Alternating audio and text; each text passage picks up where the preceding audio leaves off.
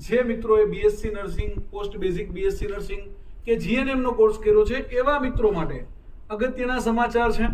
એટલે કે commissioner of health દ્વારા આરોગ્ય વિભાગમાં 1903 સ્ટાફ નર્સની ભરતી આવી ગઈ છે।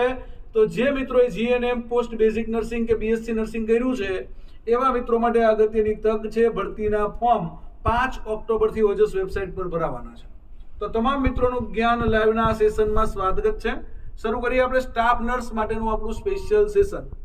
સ્ટાફ નર્સ માટે આપણે અગાઉ પણ તૈયારી કરાયેલી અને ખૂબ જ સારી સફળતા મળેલી।